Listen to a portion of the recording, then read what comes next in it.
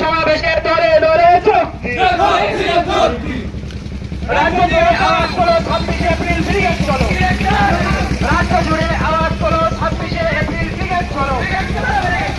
এলাকা জুড়ে আওয়াজ করো 18 এপ্রিল ব্রিগেড চলো। তাড়াহুড়ো করার দরকার নেই, সুন্দরভাবে যেমন সুশৃঙ্খল ভাবে যাচ্ছে দুটো লাইন করে জল বেঁধে যাওয়ার দরকার নেই। মাঝখানে যেখানে গ্যাপ হয়েছে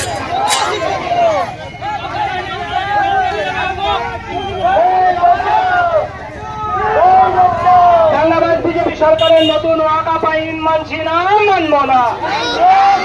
ওয়াকাফ বিলের বিরুদ্ধে আজকে সমাবেশে দলে দলে যোগ দিন। বারবার সংখ্যালঘুদের বিরুদ্ধে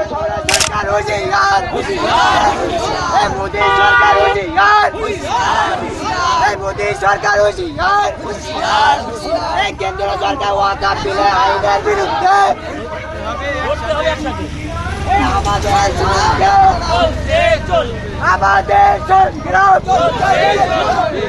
ওয়াকাফ বিলের বিরুদ্ধে সংগ্রাম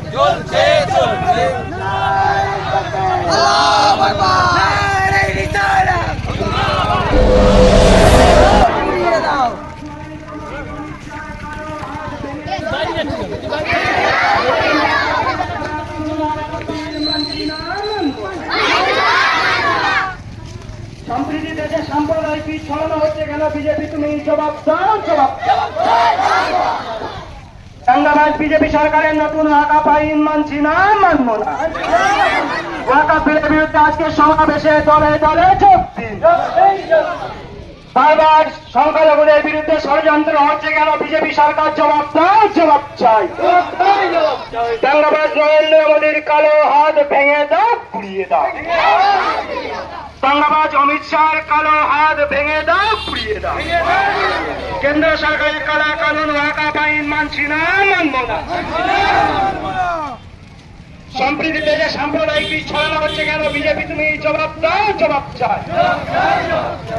দেশ জুড়ে আওয়াজ তোলা ওয়াকাফ বিল চালিয়ে ফেলো, পুড়িয়ে ফেলো। দাঙ্গাবাজ বিজেপি সরকারের নতুন ওয়াকাফ আইন মানছি না, মানব না।